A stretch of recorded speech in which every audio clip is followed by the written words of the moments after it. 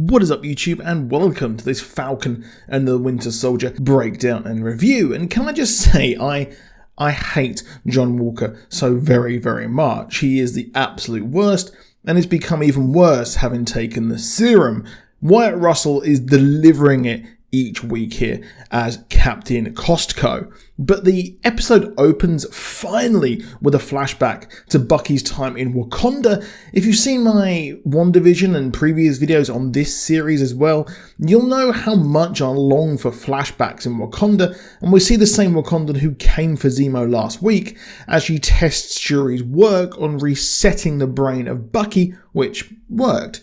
And in the present, he says that he's grateful for what they did for him, and he is given 8 hours to give Zemo over to them. He says Zemo is a means to an end and leaves to talk to Zemo and Sam, and they learn what Carly did last episode and how she blew up a GRC base and killed people. But Sam wants to stop her peacefully, but Zemo calls her a supremacist and the serum and super soldiers need to be stopped. Now the nuance is great this episode, and it was funny how even Zemo, the most ardent of superhero haters and even almost comparing the Avengers to the Nazis, agrees that even Steve was the only one to never be corrupted as a hero, but there's never been another Steve, and Sam and Bucky look quite angry at that statement.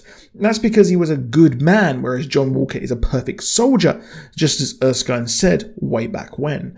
They plan to crash the memorial of Donya, the woman that Carly was so close to, and they go to the refugee camp and everyone runs for them, not trusting outsiders, until a teacher talks to Sam and explains how the GRC aren't helping these displaced individuals, as he calls them, as there is no place to seek refuge from.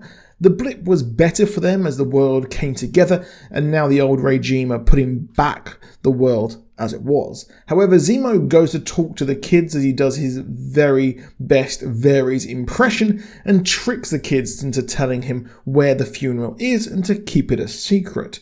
Now, back at their Turkish-style hotel room, I liked how Sam talked about how the blip and how the world came together and countries were happy just to let, well, anyone in to work together until everyone came back. It's looking more and more like the Avengers made the wrong call bringing back the Snapped. Now, Zemo drops the bombshell that he knows where the funeral is, and Sam calls Agent 13 for help and an eye on the sky and is warned about the power broker. I feel like there's more to that woman there. There's more to her there in Madripoor. I also like the conversation with Carly and her fellow revolutionary discussing if it is a mistake bringing more super soldiers, and the discussion of power and right and wrong is expertly written in the show. Now, her fellow freedom fighter mentions Lucas, a World War II freedom fighter, and I wonder if he is talking about Lucas Evans, one of the people in the comics who was forced to take the serum that Isaiah Bradley took as well. Now, Captain Douchebag confronts Zemo and crew, and I felt it weird that John Walker is instantly accepting that Zemo is just out and walking around, as Bucky says he broke himself out, which is kind of sort of true.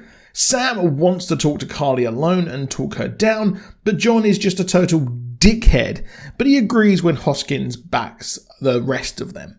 Now, the crew infiltrate the funeral as Zemo is handcuffed and Sam talks to Carly. It was great, and I loved how Sam tricked her into sounding like every other MCU villain. He almost talked her down until John Walker arrived and ruined it, leaving Carly thinking that Sam was working for John after losing his temper, a sign of things to come, and saying it must be easy for Bucky having the serum, and it seems he does have the chip on his shoulder that he doesn't have the serum.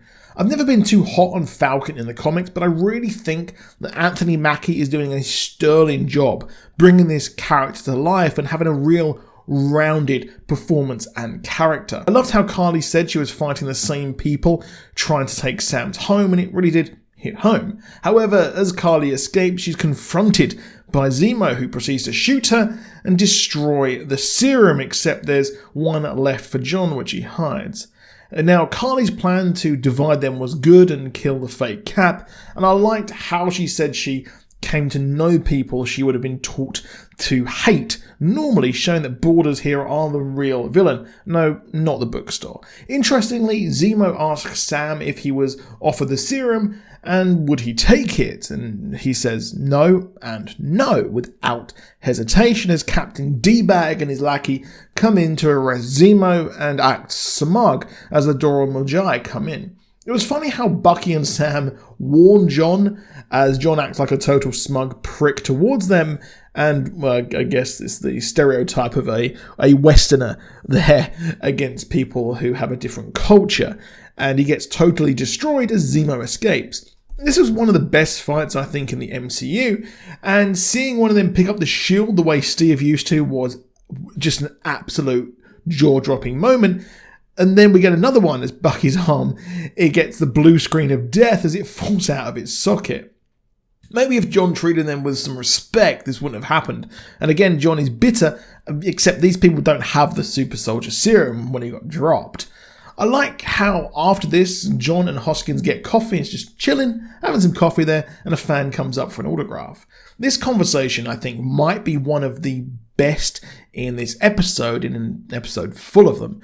And hats off to the writers of the show, as Hoskins says, power amplifies who you are, which makes sense. However, John is good in the eyes of the West, but the things he did to get the Medal of Honor weren't pretty and not what you would expect from someone who has the Captain America uniform.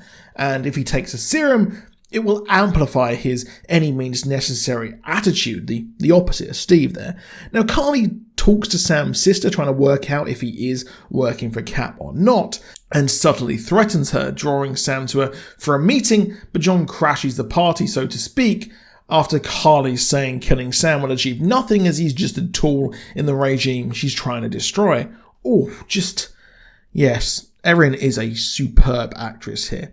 We then see Hoskins taken, and this episode was full of oh snap moments as it's clear that John has taken the serum, as yes, Hoskins gets his neck snapped. I did hope that John would capture the power broker and make a deal to have the serum to let him go free and then take on the Flag Smashers, but here he goes ham as Hoskins is killed.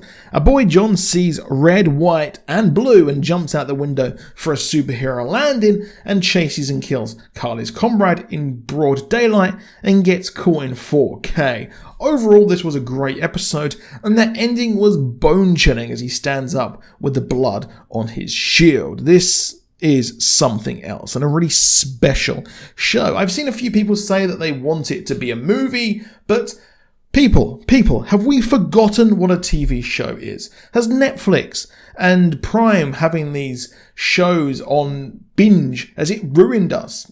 Yeah, it kind of has. And I like the fact that Prime is now moving towards a weekly schedule with Invincible. I will have my video up very soon. And I like how Disney Plus are doing this weekly because it makes this more special. It's event. I think that The Boys being weekly opened up this room for maneuver of no more binging. I prefer it like this, but again, if you think differently, let me know down in the comments. If you enjoyed the video, please do drop a like down below. It does help us out massively, and do subscribe with notifications on if you want more videos from us. And I hope you have an awesome day, stay safe, and just chill out. See you soon. Goodbye.